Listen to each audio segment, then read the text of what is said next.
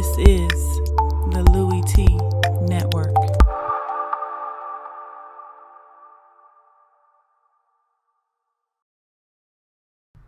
Who else could it be? Me, your me, Louie T. Welcome to the 2018 NFL playoffs here on the Louie T Network. Of course, I'm your set man, Louie T. Thank you for joining me on this program as we dive into the preview and predictions for the upcoming divisional round of the postseason in the National Football League. And to me, this is where the playoffs really begin. This is where things start to get into the nitty-gritty.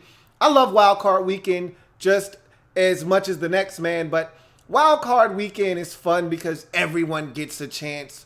Those teams that snuck in the back door as a 6 seed or a 5 seed as wild cards, they get in. Teams are getting home playoff games as 3rd and 4th seeds who won divisions. But for me, the divisional round is all about the powerhouses. If you were fortunate enough, good enough to advance out of Wild Card Weekend, you've hit the big time. Now you're going up against a legit opponent, albeit a team that has won a division, earned a first round bye, teams that have put up some of the best records in the National Football League this season. And so things are about to get real for a lot of teams. If you're the Tennessee Titans, wake up. You got the New England Patriots coming up on Sunday or Saturday night. If you're the New Orleans Saints, that was a great win, sweeping the Panthers for the 3rd time this season. But you got the Minnesota Vikings coming up, okay? And so this is a game here, though, that doesn't have the same feel as a Jacksonville heading to Pittsburgh, even though Jacksonville has already beaten the Steelers this season, or a Tennessee going to New England, where you feel like that could be somewhat of a sacrificial lamb game. This game here feels like the team coming into the game as the underdog, or that should be, seeding-wise, be the underdog, feels like a prohibitive favorite. And this game feels different than what it would have had Carson Wentz been healthy. I'm talking about the number 6 seeded Atlanta Falcons traveling to Philadelphia, the city of brotherly love, where they won't have a lot of love coming their way on Saturday afternoon to take on the number 1 overall seeded Philadelphia Eagles in the NFC divisional round of the postseason to kick off divisional round weekend in the National Football League. Should be intriguing football on Saturday afternoon as the Eagles come off of their bye with an unimpressive win the last time they actually tried to win a game on a Monday night versus the Oakland Raiders. Did not play much of their starters in Week 17 versus the Cowboys. So this is a team that I don't think a lot of people are expecting things from. And I want to start with the Philadelphia Eagles, who are coming off the bye, winners of 13 games this season. But that slate has been wiped totally clean. Now it's a fresh slate. They're 0-0. The Falcons are 1-0. And here's a team, no Carson Wentz. That's the big storyline here, why no one is giving the Eagles a chance in this game except for their fans and some people that believe that Nicholas Foles is capable of leading this team to the NFC Championship game. There aren't many people, however, including Vegas, who feel like that is going to be a reality for this football team. And normally, the last matchup, as you see down below here, I don't really put too much stock into the last time two teams met, especially if it's not in the same current season that we're talking about. Postseason football, vastly different than regular season football. So a lot of times I'm quick to kind of dismiss the last time two teams met. But that particular matchup, last season, Week 10, Eagles grounding the high-flying Falcons offensive aerial attack, grounding them to a screeching halt, does hold a little bit of weight with me, because in a season where few teams were able to hold down the explosive, dynamic Falcons offense led by Kyle Shanahan and the eventual MVP Matt Ryan, and Julio and the double-headed monster of Tevin Coleman and Devontae Freeman in that backfield, few teams were able to hold this Falcons offense down under 20 points last year. The Eagles were one of the few teams able to do that and accomplish that feat. And that this team is pretty much the same. Now, again, the coaching staff has changed, and that made a huge difference in what the Falcons have done this season offensively from a point-scoring standpoint. However, the roster is relatively intact if you're looking at these two teams and the way they squared off last year. Again, on the Eagles side of things, the biggest guy missing from their side of the equation is, of course, Carson Wentz, their quarterback, who was on his own MVP course and seemed to be on a track to win it this season before the ACL tear versus the Rams late in the season. However, this is pretty much the same Atlanta Falcons offense that they're facing against, and they were able to pretty much slow them down to a point where they were able to get the 24-15 win over the Atlanta Falcons last year. So a lot of that last year, when I look at that game and I went back and I kind of studied what they were able to do in that game, their biggest thing last year was they controlled the clock and the pace of that game. They got after Matt Ryan. They did a really good job of holding the Falcons down in terms of the run game. Remember, the Falcons were so dynamic with their backs last year, whether they were running or catching the football. Well, they did a really good job of containing the Falcons' run game and the backside of the backfield. They got after Matt Ryan, did a great job of getting off the field on third downs. And what they did even more so in that game was, from an offensive standpoint, they controlled the clock, time of possession, pace of the game. They did a great job of running the football all over this Falcons football team, which allowed them to keep away from that potent Falcons offense, and it allowed them to come away with the win. Now, they did give up a deep ball to Taylor Gabriel for a touchdown that allowed the Falcons to be right there in that game, but when it was all said and done, the Eagles did more than their fair share of enough offensively to win this game and really stifle the Atlanta Falcons, and it set a blueprint for them as to what they need to do in this particular game to win. Now, I would argue against that and say that last year's Falcons team, they were predicated on offensive firepower. They were predicated off of their offense scoring a boatload of points and forcing the opposition to have to try to keep pace. Part of the reason why Vic Beasley led the league in sacks was because they scored so many points that you were pretty much forced to abandon the run, which wasn't one of their strong suits a season ago, in stopping the run, and have to take to the air, and it allowed them to pin their ears back, come after the quarterback. Vic Beasley had a big game against these Eagles a season ago. But it's a little different now because the Falcons, they welcome a team trying to slow the game down and wear them down on that side of the football and run the clock out. They welcome a slower paced game. They welcome 22-15. They welcome. See, that was their kryptonite a season ago. They didn't want to play at the high teens, low 20s. Okay? They didn't want to play at the 24-20 level. That wasn't what they were doing last year. That wasn't a part of the script last year. Last year, it was, hey, we're going up into the 30s. Catch us if you can. We might even visit the 40s. If we're feeling froggy, we might even go get 50. That was the Falcons' way of life last season. And when you kept them to the mid to low 20s into the teens, you had them right where you wanted them. And that's what the Eagles were able to do last year. That's not going to work this season. They play defense. They don't mind kicking 5 field goals and only scoring 1 touchdown and beating you with 22 points.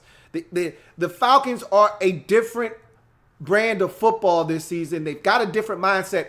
Their mindset this year is more of a reflection of their head coach, Dan Quinn, a defensive-minded guy that wants to beat the other team into submission, grind you to a halt, and score just enough to get the job done.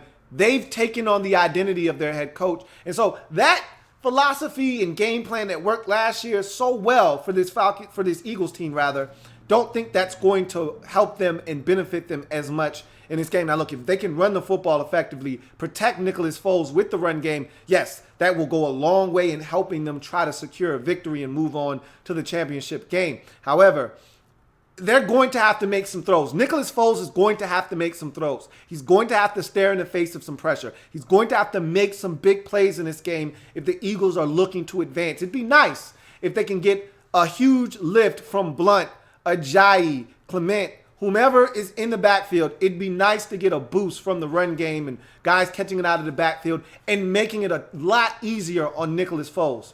But when it's all said and done, the skill players are going to have to step up. Zach Ertz, Alshon Jeffrey, never, ever trust a man with 2 first names. Going to have to step up. Okay, a guy that has really been quiet of late, Torrey Smith. This is why you brought him here. Super Bowl experience. He's going to need to step up. And the biggest X factor of the season, Nelson Aguilar, this is when you're going to look for him to start making some plays. If the Eagles are going to advance and do the unthinkable, which is beat the Atlanta Falcons, which no one has confidence outside of the Eagles fan base that they're going to do, then they're going to need Nicholas Foles and the supporting cast, all the backs, all the receivers, all the tight ends, okay? All hands on deck from everyone on the offensive side of the football if they're going to have a chance. That secondary of the Falcons playing good football right now.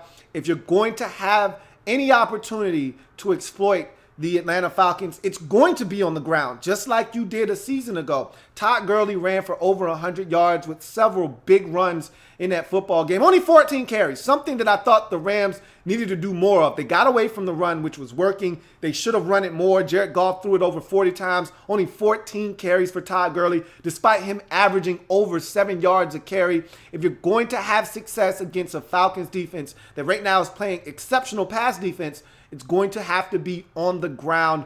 Something the Eagles have done really well this season. You're going to need to do more of it if you're going to stand any chance of putting up points and outlasting the Atlanta Falcons on the offensive side of the football. Jason Kelce, an all-pro this season as a center. You're going to need to run the football right up the gut behind him and those guards, Brandon and Wisniewski, all those guys. You're going to have to run the football on the interior of your offensive line and see if you can't open up some holes and exploit the Falcons up the center of their defense. The Rams had great success off tackle and somewhat up the middle.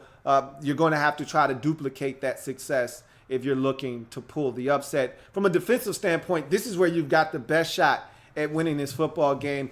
Everyone's talking about Nicholas Foles and how this offense is going to struggle and sputter because of no Carson Wentz. No one's giving the Eagles defense the credit that they deserve. They've been one of the most steady defenses all season long, one of the most ferocious front fours in all of the National Football League. They can get after the quarterback. And one thing we know about Matt Ryan, if you fluster him, he will share the football. If you can get to Matt Ryan, get to him early and often, and get him uncomfortable, much like most quarterbacks in this league. There aren't many guys in this league that handle pressure well. Most guys are very affected by pressure. And so Matt Ryan, no different from your standard run-of-the-mill quarterback in this league that is affected by pressure right up the middle in his face. And so you're going to need a guy like Fletcher Cox to step up in this game. And with Andy Levitre out, we saw what happened to Ben Garland, the backup left guard last week against Aaron Donald. It was a mismatch of epic proportions. Donald dominated the football game. And if that is a precursor to what's to come for Fletcher Cox, they could be in some trouble up front trying to block Fletcher Cox and this Eagles' talented defensive line. And so I think that's where the advantage is for the Eagles in this football game. It's up front in the trenches. They've got Timmy Jernigan. They've got Fletcher Cox, two guys that can win against Ben Garland on a consistent basis up front. And if you can get a little pressure off the edge, that'll be huge for you as well. Their right tackle, Ryan Schrader, struggled in that game as well versus the Rams. So if you can get pressure on Matt Ryan up front, that's going to be the difference in this game from a defensive standpoint. And you're going to need to generate some turnovers, some short fields. Look, don't force Nicholas Foles and this offense to do it on their own. It'd be nice to get a turnover or two, because they may turn it over once or twice themselves. You may need to offset that. And if they don't turn it over, they may not be capable of putting consistent drives together. You may need to cut the field in half with a turnover and maybe put them in scoring range as soon as they get the football, sudden change of possession. It'd be nice if you could pick Matt Ryan off or force a turnover. Doesn't matter how you get it. A forced fumble of Ryan, a turnover by stripping a receiver or a back. We've seen Devontae Freeman fumble the football 4 times in the last 3 weeks of the season. So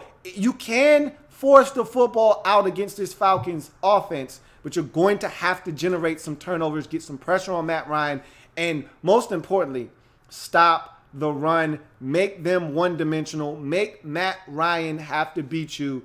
And if you can get pressure on Matt Ryan with a backup left guard, you could be in business on the defensive side of the football if you're the Philadelphia Eagles. To me, that should be your plan, to apply pressure early and often. We know Jim Schwartz has never been shy to bring the pressure, bring the kitchen sink, if you will. At least 2 or 3 times in this game on third and long situations, he's going to go cover 0, rush 7 guys, man across the board, and we'll see how the Eagles are able to execute that and how the Falcons subsequently deal with that kind of pressure in Matt Ryan's face. You go to the Atlanta Falcons in this football game. I want to see how they handle the pressure of everyone telling them they're supposed to win this game. There's no Carson Wentz. This is your game to go and get.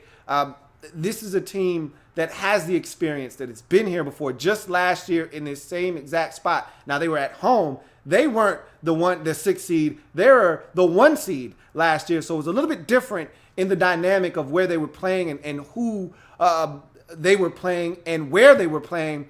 But the dynamic in terms of who's expected to win remains the same.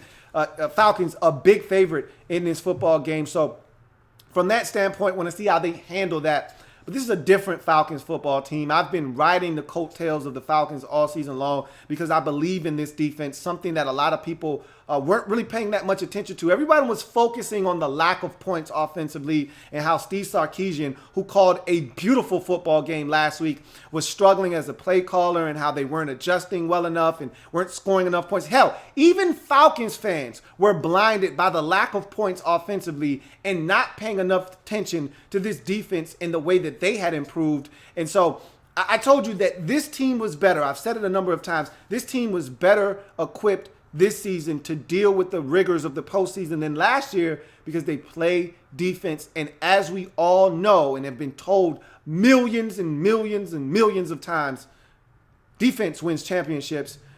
In the NFL, more so than any other league, that is a fact. Hashtag facts. And so this Falcons team has hit their stride defensively. They've got a player that they didn't have last year in the fold in Desmond Trufant, who's playing exceptional football alongside Robert Alford. They make a hell of a tandem at the cornerback position. And then you sprinkle in Allen and Neal at the safety positions, and that secondary is legit. Then you look at the linebackers. They're running around. They're making plays. Deion Jones is a man amongst boys on the football field. He's an animal. He's evolved into one of the league's best at the linebacker position. And so that linebacker position has now become a strength of this Falcons team. Up front is where you can take advantage of the Falcons along their defensive line. If you're going to have some success, running the football is where you're going to have to do it. They're going to have to step up. Claiborne and Brooks Reed and Vic Beasley, and when he's in the game, the young rookie is starting to get pressure on the quarterback, Tack McKinley, with a sack last week. He's coming on at the right time of the season. We'll see if he can come in the mix and get some things done. Grady Jarrett has been a revelation this year. They're going to need him to step up huge in this game because the Eagles are going to try to run the football. They're going to try to run it in between the tackles with LeGarrette Blount and Jay Ajayi. They're going to try to punish this light Atlanta Falcons defense that's fast and physical but very light in the trousers.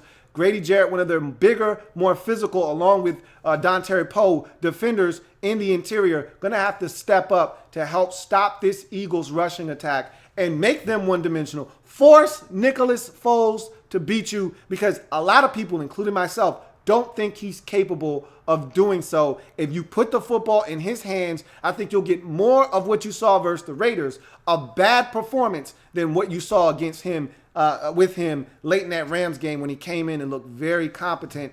This is an opportunity for you to force the Eagles to do something that they don't want to do. Force Nicholas Foles to have to go out and win them a football game. From an offensive standpoint, the blueprint was set last week. I think if you can go and duplicate what you did last week, this should be a game that you can win. I thought last week you did a great job on third downs of getting off the field versus the Rams. But on the offensive side of the football, where you were even more impressive, probably the defense was more impressive just because you were going up against the most high-powered offense in the league all season long in the Rams, and you shut them down and held them to basically 13 points. The offense, however, I thought was equally as impressive with their 26, because what they did with those 26 points is they controlled the pace of the game, time of possession. They ran the football. They didn't have a ton of yards, but both running backs had a say-so in the outcome of the game with the way that they were able to run the football, stay balanced, which kept Matt Ryan in a position where they constantly were in third and manageables, where he was able to move the sticks, pick up a fresh set of first downs, continue to keep the clock going. With the defense playing as well as they are, this offense, it's not on their shoulders anymore. They don't have to go out and score 33 to win.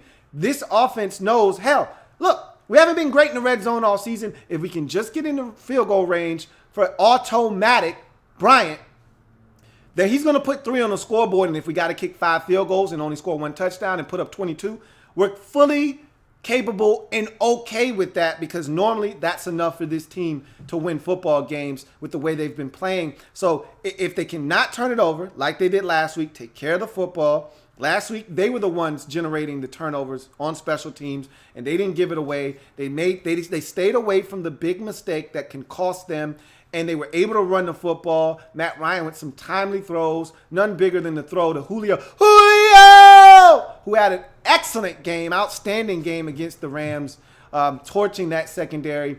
Going to be a lot tougher of a challenge this week, not because the Eagles secondary is that good, but more because of the fact that the Eagles up front are just as ferocious, if not more so, than the Los Angeles Rams. So that's going to be a challenge in itself. You're going to have to try to run the football against an Eagles defense that has done, for the most part, an exceptional job at stopping the run for the most part this season. So that's going to be another tough challenge. If you can establish a run early in this game that keeps that Eagles pass rush from being over aggressive, and I'm going to echo my sentiments from last week, short passes to go against this aggressive Eagles front, screens, quick hits to the outside to your receivers, like you did with Mohamed Sanu on one of the bigger plays of the game, when you hit him on a quick screen, on a tunnel screen, where he was able to get the football and go much faster than slow, pick up about a good 45 and put you in a position to score that touchdown to put the game out of reach to Julio Jones. So again, it's those types of plays. Guys are going to have to step up. Check, check, 1, 2, 1, 2. Guess who? Mohamed Sanu. Julio! Devontae Freeman, Tevin Coleman, the usual suspects. Austin Hooper going to have to step up. I think he's going to have some favorable matchups against those Eagles linebackers in this game. Guys are going to have to step up, make some plays. You're going to have to take advantage of some opportunities. And if you get in the red zone, it'd be great to score touchdowns, but just make sure you get something out of your possessions when you get in the scoring range. And I think this team is going to have a great opportunity to go into Philadelphia and come out with a W and head to the NFC Championship game. I want to talk to the Eagles quickly before I give you my prediction. In my left hand here is a blue chip. And right now you have a chip on your shoulder. Chips, I should say, on your shoulder. No one's giving you a chance. No one's putting you in a position to win this game. You're being disrespected. You're getting the underdog card. So in my left hand, here is a blue chip. This blue chip, I'm giving you this blue chip as a disrespect chip. Put it on your left shoulder, okay? I'm handing you, because I'm handing you disrespect. I'm disrespecting you in this game, just like everybody else is. Now, the other chip that I have, the black chip, this one, in my right hand, put it on your right shoulder. This is the disrespect chip. This is the disrespect chip. This is the underdog chip. I'm not giving you this chip. Everybody else is giving you this chip. Vegas is giving you this chip. Everyone that's telling you you're not supposed to win this game, everyone that's doubting you, they're giving you this chip. I'm giving you the disrespect chip because I'm a part of the group that's disrespecting your 13-3 record because you don't have your starting quarterback, because Nicholas Foles is under center. So I'm giving you the disrespect chip. You can play it when you decide that it's necessary. I'm also showing you, but everybody else has already given you this underdog chip. Here's the problem with these two chips that I'm showing you. By the time you go to play those chips, when you go to play that blue disrespect chip that I just handed you, I'll already be watching New England and Tennessee because the game's over.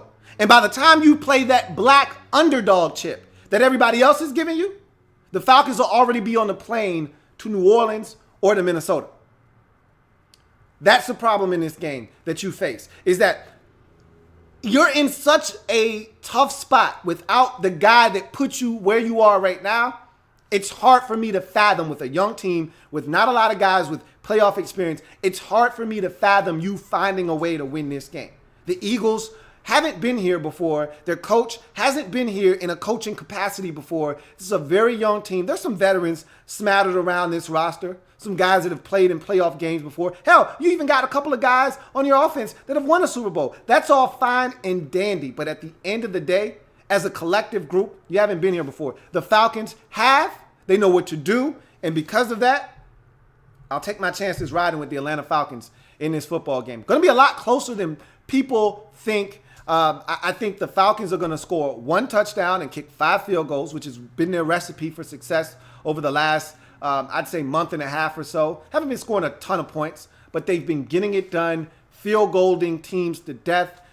You've got a young field goal kicker that may miss a kick or 2 in this game. At the end of the day, you're going to fall short. 22-16. Falcons move on, survive, and advance, which is what it's all about, to the championship game, where they'll take on the winner of Minnesota and the Saints. So that's my prediction. We'll see what happens. Eagles fans, you've got every bit of disrespect that you need to carry into this game. Your coach, Doug Peterson, doesn't have to do anything other than just repeat and regurgitate what everybody else is saying. That this team has no chance, that they're not supposed to be here, that they're not good enough, that they're not going to win this game. And then just show them the line. Just show them the Vegas line and the utter disrespect that the folks up in Vegas have for them in this game. And look, that should be all the motivation those players in that locker room need to try to go out and get a win. Look, you shouldn't need motivation at this point of the season. But hell, when you're 13-3, the number 1 seed, and you're being disrespected the way that the Eagles are, I'd say that this is the time to play that card. The underdog card, or in this case, the underdog chip. And it's time to play that disrespect chip and play it to its fullest capacity. You got the chips. Now what are you going to do with them? I'm your man, Louie T. That's my prediction for the NFC divisional round, getting us kicked off in divisional round weekend. First game up. The next game is going to be probably an ass whooping of epic proportions. Not like this one. I think this one's going to be a lot closer than people think. But in any event, that's my prediction. What's yours? Leave it in the comment section. Love to hear from you as to why and how and who will win this game. I'm your man, Louie T, signing off. I've got more predictions to come for division round weekend in the National Football League. So come back and join me. And if you haven't already done so, sub the channel up. And I'll see you next time. Have a good one.